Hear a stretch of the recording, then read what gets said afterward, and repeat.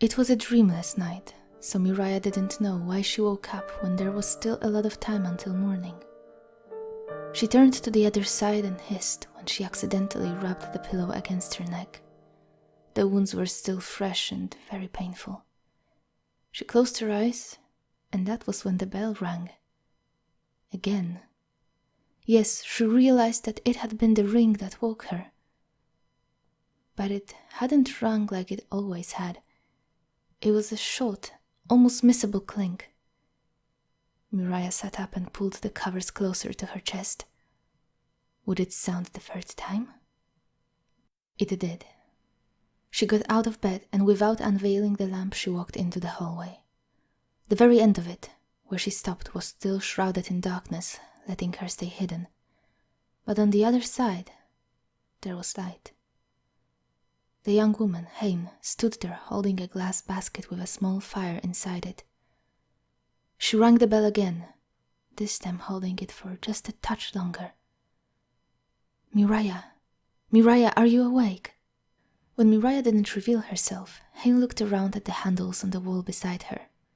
She grabbed the conveyor one and probably meant to push it slightly, but once it unlocked, it went all the way down. The rail awoke with a rumble and Hayne squeaked and jumped away, startled. It's okay! Miriah didn't want her to get scared and run away, so she stepped out of the shadows to calm her down.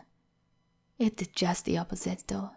Her appearance earned another squeak and jump from Hayne. Oh God, you scared me. Hayne leaned on the wall and patted her chest. I'm sorry. I just wanted to say the conveyor won't hurt you. Miriah walked up to the iron bars. I know, Hayne looked behind her. I got startled. I shouldn't be here. Then why are you here? I wanted to see you. Why? Because I was worried about you. Why? Why? Hayne echoed. Because of what they've done to you, she said as if it was an obvious answer. Miriah's head twitched slightly. Why are you answering me? Why wouldn't I be? How are you feeling, Miriah? Who are you? Hayne raised the light basket to shed more light on her face. My name is Hayne, she said. I'm from the town above, where your parents live. Are they really my parents? Yes they are. You didn't know? I don't know. It was strange, so strange. Miriah thought that she wanted answers to her questions. But what was she supposed to do with them? What did it mean to know it for sure? Your neck doesn't look good, Hayne said. She looked at the levers and then placed her hand on the one that raised the gate on her side. She grasped it, then let go of it, then grasped it again and froze for a moment before moving her hand away. Could you maybe turn around for me for a second? She asked. Why? I want to see the back of your neck. That's all, I promise. Hayne had answered the questions, and this was what she was asking for in return. Miriah wanted to do as requested, but this force inside her was holding her in place. Her nostrils flared. I swear I will not shoot you. Hayne raised her free hand and put it on the bars. Look, I don't have anything here, just the lamp. Please? It was true. She had nothing. There was no shooting device inside. She wore a simple short shirt and pants that couldn't hide anything. It took a moment, but eventually Miriah nodded and turned around. Raise your hair, please, Hayne asked. Miriah's hair had never been long, as she chewed it off as soon as she could reach it. She held it up with one hand. Okay, done, Hayne said with a smile in her voice. Can you do something for me, Miriah? Something very important. What? Don't tell anyone I was here, alright? And I'll be back with something that will help your neck feel better. It hurts, doesn't it? Yes. Okay. If you don't tell anyone, I'll help you. But if you do, I'll never be able to see you again. Hayne took something out of her pocket and laid it on the conveyor. "This is for you," she said, then poked the thing hard enough to let it slide all the way over. "Do you want me to bring you anything, maybe?" "An atlas with rainy forests." "You got it," Hayne smiled, though even Miriah could see the smile was as shaky as Hayne's hand that held the flickering basket. After Hayne left, Miriah picked up the gift and brought it to the topaz lamp to examine it. It was a pretty colorful circle on a stick. She liked it. She took it to the monster wall and attached it to one of the drawings. "Miriah, were you sleeping here?" Miriah stirred and sat up with the help of the bars. "Yeah, I was waiting for you." Hayne sighed and knelt down. "I have your atlas." She put it on the conveyor and sent it over, this time not getting scared of the sounds. "Did you like the lollipop?" "What's that?" "The thing I got you." "Oh, yeah, I did." "Cool. There's another one in the book." Miriah picked up her beloved atlas and pressed it against her chest. "Thank you." "Do your parents talk to you a lot?" "No, I don't think so. We used to talk more." Hayne muttered something to herself, but Miriah didn't catch the words. "I see. Okay, now this." She threw a small box Miriah's way. "Open this and smear it over your neck and everything that hurts, really." The goop inside had a pleasant smell, and it did feel good on the skin, made it wet and relaxed. "I like this too," Miriah said. "Of course you do. It's my favorite." "So what do you do when you're alone here?" Miriah smiled and sat up on bent knees. She loved to talk, but her parents rarely ever asked her to, unless they needed to know if she was healthy or if she ran out of some supplies. She began to tell Hayne about the coloring and reading. The strange thing was that no matter how much she said, Hayne kept on asking more questions. They talked about the games Miriah had come up with, and the exercises and jumping. But none of this seemed to lead to anything, have any purpose. And right before Hayne was about to leave, Miriah had to inquire, "But what do you want from me?" And the response was, "Nothing." It made no sense, and it left Miriah sitting there for a good long while, befuddled, trying to think of what Hayne had meant. "Will you show me some of your drawings?" Hayne asked. Miriah picked up a handful of the lollipops and loaded them into her shirt. Soon every monster would have one. "Why?" "I'm curious. I brought some of mine. Do you want to see them?" "I do. See, I feel the same way about yours." "Oh, okay then." Miriah ran to her room and grabbed a lot of the colorings and drawings. She didn't take any monsters, though. She didn't want Hayne to dream about them. She sent them over via the conveyor, and when Hayne returned them, they were accompanied by some of her work. Miriah's eyes widened. "They look like drawings from books," she said. "Thank you. You can keep them." "Keep them?" "I drew them for you." "Why?" Hayne sucked in her lower lip and thought about something, then said, "Because I thought you would feel good if they were yours. Do you?" Miriah looked at the 3 drawings of cats and thought, "Mine." "Yes," she said, "I do. But why do you want me to feel like this?" Hayne stood up and put a hand on one of the bar levers, though she had nothing big enough to put on the conveyor to raise them. She closed her eyes, touched her face, and for a moment just froze. Miriah couldn't be sure, but Hayne seemed to be shaking. "Because it makes me feel the same way," she said. "Oh," Miriah nodded, though she didn't quite get it. "Touch it," Hayne said. Miriah shook her head. "I don't want to. It really hurts." The wounds on her neck had gotten worse over the past 2 weeks. Miriah didn't like to talk about them, but Hayne always insisted. Hayne's fire basket jingled as it knocked on the bars. "Damn it, I can't see it well enough from here," she said. "It's fine, I can take it." Miriah let her hair down and turned back around. "Can we play now?" Ever since Hayne had showed her collaborative drawing, Miriah could not wait to play it again and again. But Hayne was being stubborn. "It's not fine. It's probably infected. It should be healing by now."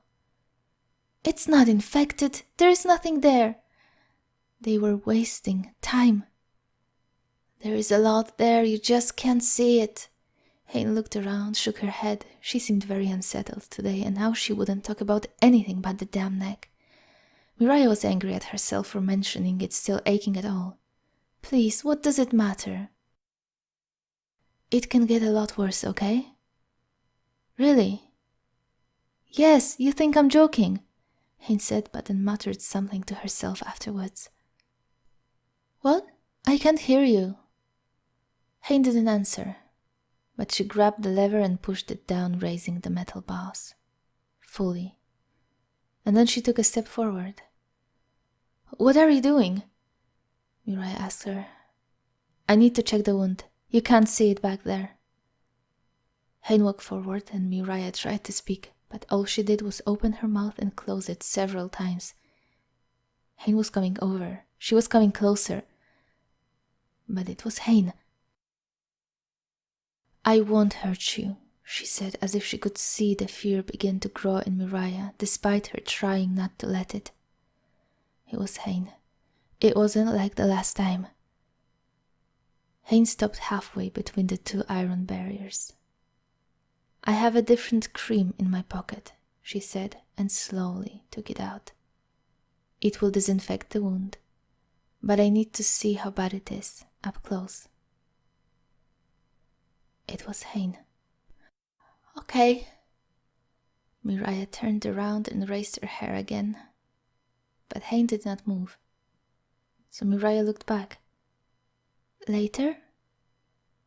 "No, now it's fine." And yet, Hayne still did not move. They stood there for a moment looking at each other. Hayne was shaking. This time Miriah had no doubt about it. "Why does no one ever come close to me?" she asked. "Why did they put me to sleep when they wanted to come into my room?" Hayne didn't answer. For the first time, she said nothing at all to Miriah's question. "Why can I never leave here?" Hayne moved, just one step forward. "Am I wrong somehow?" And another. "I never did anything to anyone." One more. "Did I?" "No." This was the first answer. "Never." "Why you won't tell me? You know the answers, don't you?" Hayne stopped just out of Miriah's reach. Miriah felt the heat emanating from her body. Only this time the feeling wasn't mixed with pain and fear. She could focus on it, try to take it in, maybe even remember it for a while. "Do you have a string? Or a scarf?" Hayne asked. "Yes." "Can you bring it, please?" Miriah went to her room and brought the scarf she used to cover the lamp. She handed it to Hayne, but Hayne shook her head no. "Put it over your wrists. Like this." Hayne showed her using her own scarf. "Now move your hands over it on the inside, like so. It creates bracelets, right?" Miriah followed the directions. "Yeah." "Okay, now do it a few more times. A few more bracelets." "Done?" "It's soft, right? You can roll your hands the other way anytime you want. Try it." Miriah did. "Yeah." "Okay, so do the bracelets again. As much as you can without it feeling too tight. Then turn around, please, and let me look at your neck." Miriah did as told, and Hayne took another step towards her. And then she touched her. She moved away Miriah's hair and her fingers brushed against her skin. It gave Miriah goosebumps all over her arms. Her breath itched.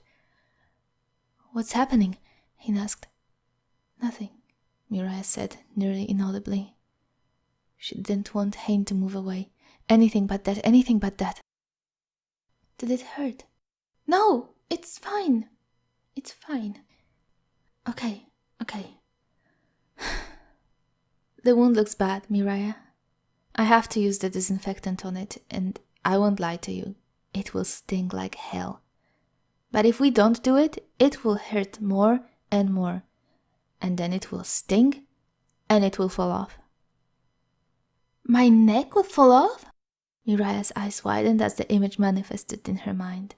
Yeah, no joke, and your head is on it, remember? So it's better it just stings, right? Yes!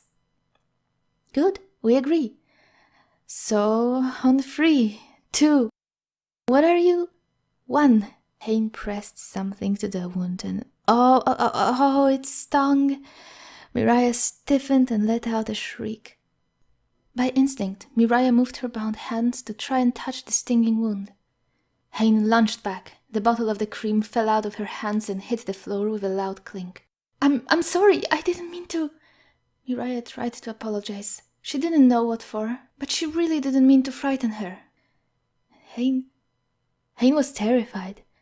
She was looking at Mireia and breathing spasmodically. What did you... No, nothing. No, I'm sorry. You can't free your hands. I'm sorry. Hein rushed out, pulled the bars on the other side up, and... Hein, please, I didn't mean to. But Hein disappeared behind the hallway bend. Mireia crouched, took off the scarf, and reached for the bottle of the cream and the cloth. She had to hide them away so nobody knew Hein was here, but... Mireia didn't know much about life, and she didn't understand what was happening or what people were thinking, but Hein had taught her a little bit about using her own feelings to understand others. And when Mireia tried to imagine now that she was Hein, she realized she would probably not come back. Yet when the night came, the bell rang. Hein was here, and not behind the other set of bars, but right outside Mireia's. Hey, she said, I'm sorry about yesterday. I thought you wouldn't come back. Nonsense. This time it was Mireia who kept her distance. It was clear to her now that Hein was afraid of her, and it didn't matter why. She wanted her to keep coming here, and that was the important thing. So she stood back. Hein stepped to the side and tried to peek into Mireia's room. Her eyes fell on the monster wall. Wait. What is this? She asked. The monsters I told you about. No, I mean, what are the lollipops doing on the wall? They're candy, Mireia. Food. Food? But they're so pretty, why would anyone eat them? Hein sighed, and suddenly she began to laugh. Bring some paper and whatever, we're gonna play, she said. Mireia felt that jittery feeling inside her. She bolted to the room and grabbed everything, then rushed back. She got the scarf and rolled her hands in it, just as Hein had taught her. Come on, Hein rushed her. She sat down and beckoned Mireia forth. Closer? Yes, come. How will you see anything from there? Something was really strange about Hein's behavior today.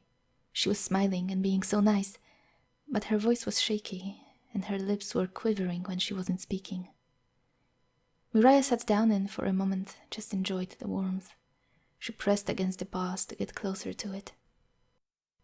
Mireia, why are you pushing against the bars this hard? It just feels nice, like when you touch my hair. Hein slowly reached out her hand and brushed Mireia's cheek. Mireia closed her eyes. You like this? Yes. And I feel different when you're here, when we're playing the game, she said. It's this jittery feeling, it's so nice. It's called happiness. I feel it too when I'm here. So I'll keep coming back, okay? Don't worry about that. Even more happiness. I'm glad, but I have some bad news too. We'll have to do the stinging cream again today. But for now, come on, let's draw. I can also teach you some writing if you want. The paper lay in between them.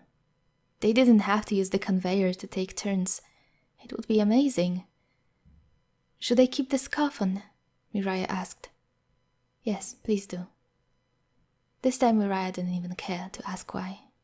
It didn't matter. As soon as she heard the bell, Miriah rushed out of her room. She slept during days now, to be awake with Hein at night. "Hey, Miriah.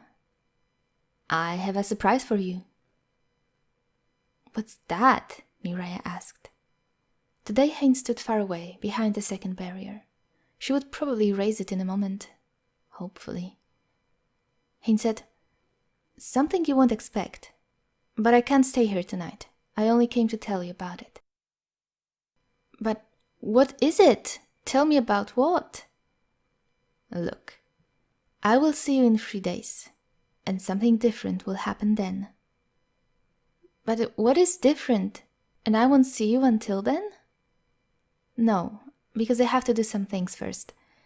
And I will not tell you what will happen. That's the surprise. That's what it means."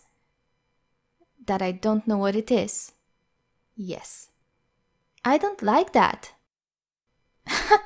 "Not my problem." "But I don't like that." 3 days, Miriah. Next night, then 1 more, and then I come. And that you will like. The hourglass was broken. It had to be. The sand was falling so much slower than before. The morning and the evening meals lied as well, and Miriah had nothing to trust to measure the time anymore. It couldn't have been just 3 days since Hein had left. When the bell sounded a few hours into the night, Miriah jumped away from the desk so fast her feet tangled with the chair's legs. She picked herself up before she fully landed on the floor and bolted into the hallway. Hein was waiting for her behind the 2 sets of bars. "Hey," she said. "Hey!" Miriah looked at the lever in expectation, but Hein didn't push it. Instead, she stepped over to the other wall and pushed the handle that raised Miriah's bars. "Come here." Miriah watched the bars as they traveled up and disappeared in the ceiling. "Me?" she asked as the iron fell silent. Hein extended her hand. "Oh, I forgot the scarf. Let me." "No scarf. Come on. Come to me." Hein was looking at her with an emotion in her eyes Miriah didn't recognize and couldn't begin to understand. She then reached for the other lever and pushed it down too. The metallic screech announced Miriah's freedom. Both barriers were up at the same time. And she was standing here, right here. She could go? "Miriah, can you do one thing for me?" "What?" "Hold my hand. Tight. And promise to not let go, not for a second. If you promise me that, I'll take you outside." "Outside?" "Surprise," Hein said. "Surprise?" echoed Miriah. "Do you not want to go?" Miriah didn't know what was happening. Her mind went haywire. Did she want it? How could she have wanted it if she didn't think it was possible? But yet she did want it. She wanted it more than anything. She bolted towards Hein and grasped her hand with all her power. "I promise," she said. "I promise, I promise." "You have cold hands. Give me." Hein closed Miriah's hand in between her 2 palms. She was so warm. Miriah wanted to get closer to her, much closer, but she promised to just hold her hand. She promised. Hein led her through the turn in the hallway, then the staircase, and then Miriah heard a strange, thumping sound. She stopped. "What is that?" "Come on, hurry up. I don't know how long it will last." "What?" "Miriah." Hein pulled her forward. They climbed the stairs and the night was cloudless. The raindrops falling from the sky glimmered in the silvery starlight. They fell on the grass, the bushes, the trees. On Miriah. "Rain," she whispered. "Rain." Slowly, Miriah turned around. Hein followed her, not letting go of her hand. The stairway to Miriah's home was placed in a small shed in the middle of the forest. Above the doorway hung a simple sign that looked like a letter, but not one Miriah recognized. Hein nudged her lightly, and Miriah followed her, entranced. As they walked through the forest, Miriah didn't know where to look, how to take it all in at once. It felt like the time was running out, and she was trying to make each second last longer, feel it harder, only she didn't know how. If only she had her broken hourglass now. Sometimes, when they were drawing together, Hein would read her favorite childhood stories to Miriah. She'd said once, "We have some catching up to do here. These are fairy tales every child should know." And since then, each night she would share a few. They all started the same way. Once upon a time. Hein leaned closer to Miriah to let her voice rise over the thumping of the rain. There was a young girl, about your age, who lived in a small town surrounded by a big, big forest. She was allowed to play in it with other children, but there was one place where she could not go. It was called the Charmire. All the parents taught their children that when they see the leaves of the trees grow darker, they have to turn around, no matter what. Miriah touched the leaves of the bush they passed by. In the night, she couldn't see their color. All the children listened, all but that one young girl. One day she was angry at her parents, and she ran away. She searched the forest until she found the place where leaves were turning black. She stopped, and for a moment thought that maybe she should turn back. She was afraid, but she wanted to teach her parents a lesson. That was enough to give her the courage to go forward. As Hein led Miriah forth, the trees and bushes around began to grow different. Their branches became crooked, twisting, bending down towards the ground. Their leaves thin and long, sometimes turning into lianas, sometimes crumpling up as if withered. She reached the Charmire, a swamp in the middle of the black forest. The ground was soft and dark, the water reminiscent of sticky tar. Hein stopped walking. She clutched Miriah's hand so hard it almost hurt, but she didn't look at her at all. Something happened in that place, long ago. It became contaminated with evil energies. But the girl didn't care. She walked into the swamp as she thought it would be the best punishment for her parents. The energy seeped through the mud and entered her, sowing a seed in her which would soon infect her soul. "I don't like this story," Miriah said. "It's scaring me." "I'm sorry," whispered Hein. She moved again and Miriah followed her. Beyond the twisted branches lay a clearing with tar-like water shimmering in the starlight. Hein sat down and she pulled Miriah after her, and then into an embrace. Hein kissed Miriah's head, then began to gently sway with her in her arms. And she said, "The swamp let the girl out, but the damage was done, and the stupid child returned to her parents." Hein's voice was no longer the one she read the fairy tales in. It was lower, coarse, angry. She was feeling unwell, and she panicked. She told them what she'd done. And they still loved her more than anything else in the world. They'd learned that once the seed took hold of the girl's soul, it would demand her to kill an innocent person, and that she'd never be able to escape it, until she did the deed. So her parents, who loved her too much in fact, figured out the only way they could save their daughter. They had another child, and that soul, so similar to their daughter's, was enough to fool the seed to transfer over. They couldn't kill the other child, for whoever killed the person that carried the seed would be infected with it instead.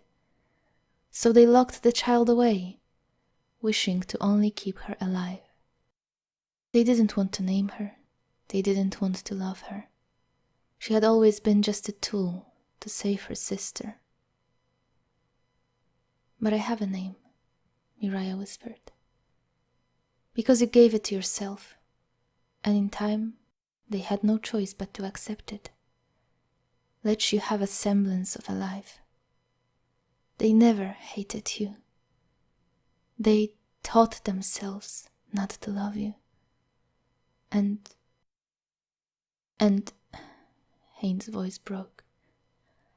And when the infected kills an innocent, their soul will be healthy again. The seed will never return, never. There will be nothing to fear. The locked-up girl never deserved any of this. She suffered for the mistakes of her sister." "I'm so sorry, Miriah, I'm so sorry. I didn't know, they never told me." Haynes squeezed her harder, but the warmth that used to emanate from her body was fading. The rain was getting colder too. Miriah turned around to see Haynes falling asleep. Falling asleep. "Hayne? Hayne, don't! Hayne! Hayne!" She shook her, but Hayne didn't move. Her arms fell inertly to her sides, no longer keeping Miriah safe. The good feeling was gone, the happiness was gone. It was replaced by something vile. It filled her throat with bitterness and her eyes with tears. "Why you?" she whispered, clutching Haynes close and trying to pull her back up. The wind blew, caring not to answer any questions, hitting against her skin wet by the rain. Miriah shivered.